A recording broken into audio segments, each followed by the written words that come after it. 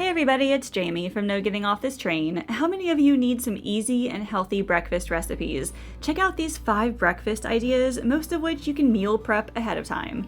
The first recipe is an apple breakfast cake. It's flour-free and full of fiber, and it's all made in a blender. Now I doubled these ingredients, so check the recipe in the description for the full amounts. First, add the wet ingredients to the blender: eggs, sliced apples, Greek yogurt, vanilla, and olive oil.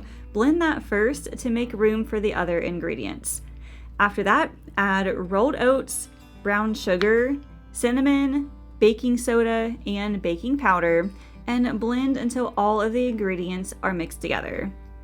Once that's done, pour the mixture into a greased 8x8 casserole dish and bake at 350 degrees for about 30 minutes until a knife comes out clean.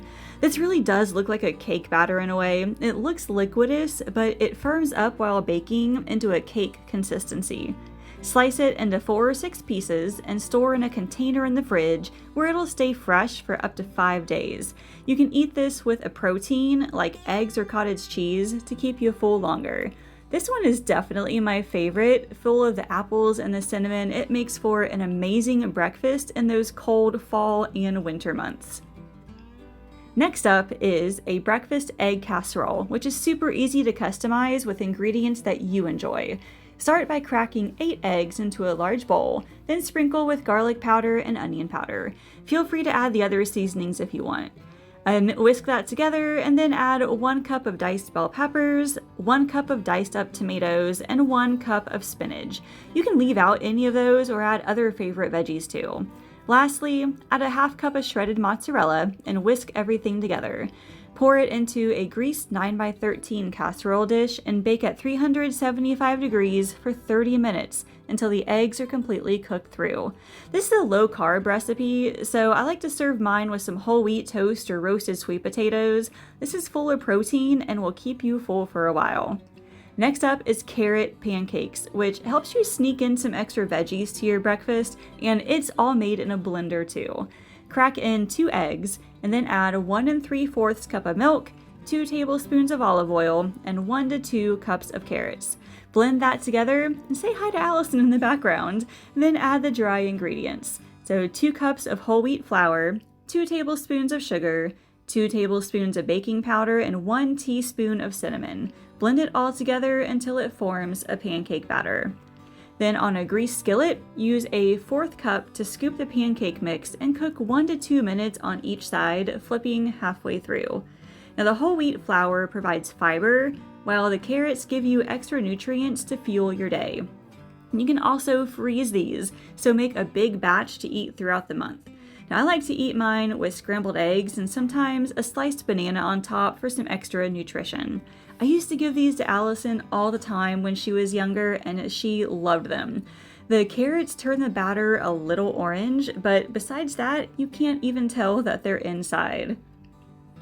This next meal is just a simple bowl of oatmeal. Now I like to add different things to it to make sure that I stay full. First is a half cup of rolled oats, then I do a half cup of milk and a half cup of water. I'll also add either a tablespoon of flaxseed or chia seeds, and both are a good source of omega-3s and some fat to keep me full longer. I microwave for about 1 minute and 45 seconds, and then I top it with a diced apple, some cinnamon, and a few peanuts for some crunch. The apple sweetens it enough that I don't usually add sugar. And the last recipe is for banana oat muffins. These are a quick on-the-go breakfast or snack that, again, is made in the blender. Start by adding 2 eggs, 1 cup of Greek yogurt, 2 bananas, 2 cups of rolled oats, a 1/4 cup of brown sugar, 3 tablespoons of flaxseed, 1½ teaspoons of baking powder, and a half teaspoon of baking soda.